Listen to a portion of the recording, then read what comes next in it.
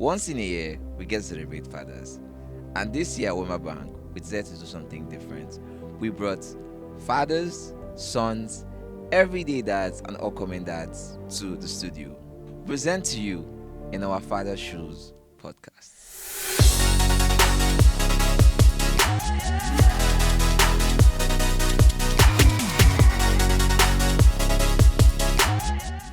And with me today, I have a special guest.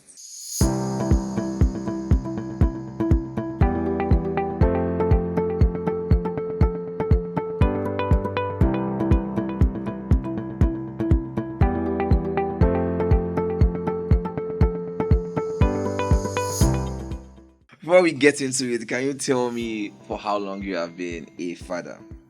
And I've been a father for like 13 years now. Oh, wow. Yes, so my first son, I had him about, my first son is 13, was 13 in October. And my second son is 10 years old as at April. Okay, I've been a father for, I would say, approximately 3 years. Oh, wow. We're going to just go into it. I want to ask you a straight up question, outlandish question. Do you really like your dad? That laugh. That question, it would need a little bit of explanation to get, because the truth is, while I was growing up, I didn't like my dad. I felt like he was not my father. He said it countless times that he disowned me multiple times based on things that I did. So looking at those dark nights when you just lie down and you don't even have anyone to call, you don't even have anyone to even turn to, and then you are there, you are down. Yeah. Now makes me flash back to those days that dad would just come back home all silent. So maybe these were the things that, were running in his mind, that he was not really that loving. We thought he wasn't even providing. But, looking back at it, like, well, maybe he tried his best. So while I was growing up, I didn't like him. But now I think I can see a little bit into what he went through. And I can say, no, I think now I love him. I'm the firstborn of 4. Right, so my dad is a lecturer. But growing up, I struggled with my academics. And I emphasize the fact again that my dad is a lecturer. So the name is Sabi. So that's I've not said anything.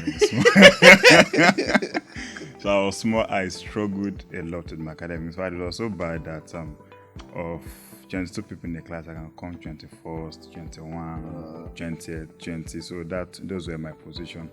So coming from a background where your dad is a respected academic, is a respected lecturer, and you being his firstborn, you don't know anything. So it was tough. Right. If you look at my face, my head, you see some scars there. So they came from him trying to literally, when he said literally, I'm going to open your head, your skull, and put book inside. That was what my dad tried to do. And obviously, during those periods, it wasn't funny. As kids, we tend to criticize our parents because we don't have understanding of what it is they are saying. But when you grow up and begin to experience life, those actions they took then begin to become clear to you, right? So when I got to it, in fact, it was so bad I had to repeat just one. And because of the type of person he is, he said, okay, I'm going to withdraw you from this school. I'll take you to another school, but you still repeat that just one.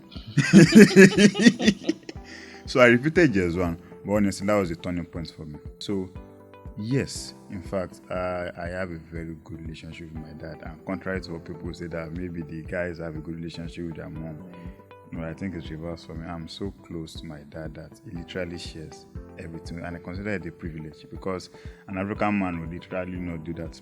So I have a very good relationship with my dad. But growing up, I was like, why does my own break my knee? Well, at some point it did, because if you look at my head, you see some uneven alignments. They were a result of some hard knocks. But honestly, today I'm thankful that I took those steps, because if he had not, I would have still made that Sabi, we no Sabi anything. But now, so yeah. Sabi, we Sabi. My dad would come in the form of sayings. Okay, so not very vast with proverbs. My mom is a proverb person. So the one that comes the most is Every human being is the architect of his fortune or misfortune. Oh, that's a So, solid and they will flip it to Yoruba again. Alatishe, Lomatishe, Arai. Not very vast with Yoruba, but just go about with those little tatata Yoruba. I would say that one of the very few things I took from my dad would be his level of integrity. My dad is someone who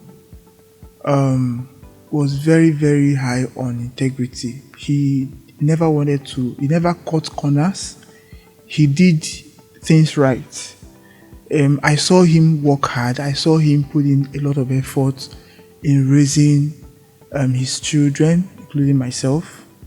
And that would be one of the things I took from him. What was, your one of your funniest memories growing up with your dad, with your father, when you look back?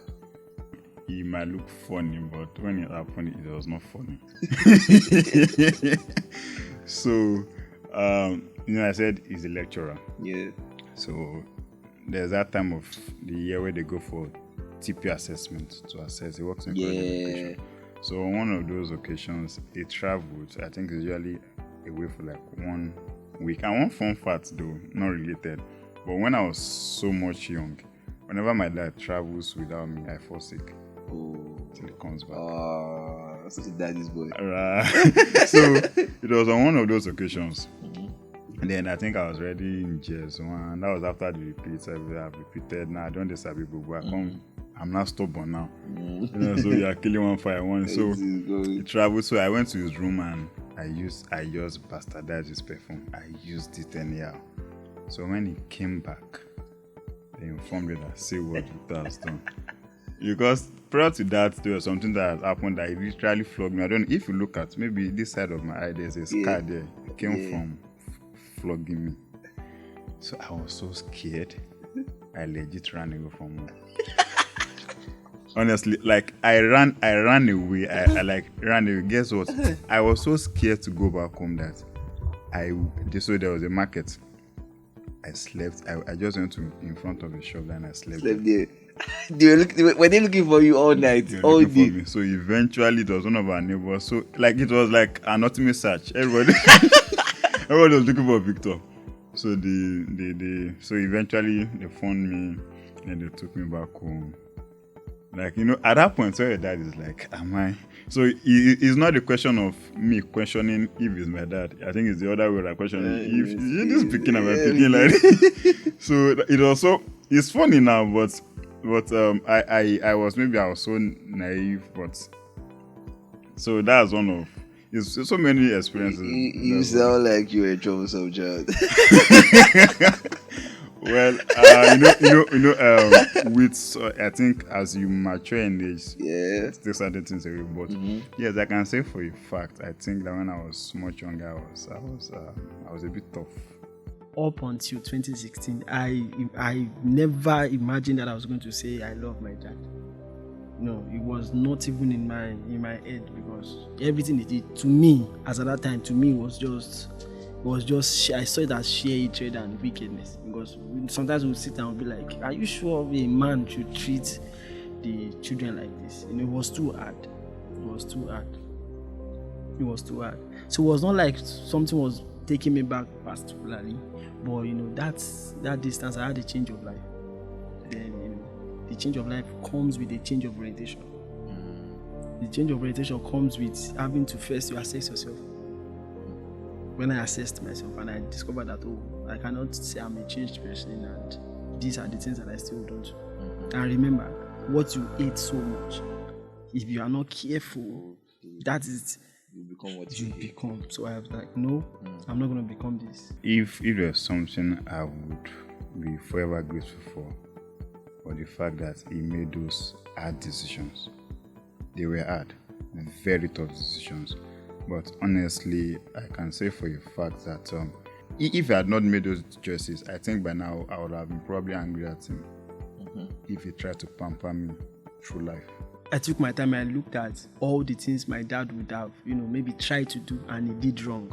Sometimes men are probably the most misunderstood species on this mud ball.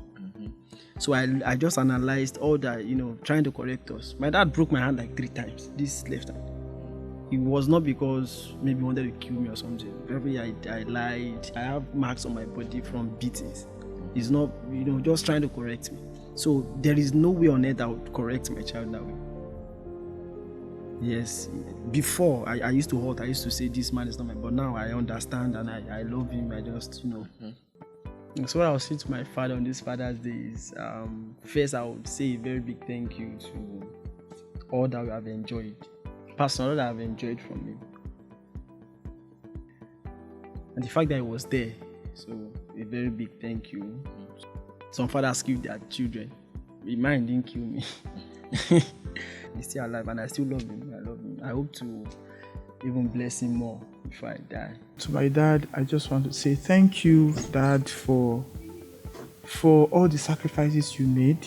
If you didn't make those sacrifices, I doubt if I would be here. To my dad is a great dad. He's a wonderful dad. I mean, that is an offshoot of who I am. I couldn't say there's no better person to be my dad than my dad. I was very lucky to have him. So I love my dad. Thank you for watching, and happy Father's Day to all the dads out there.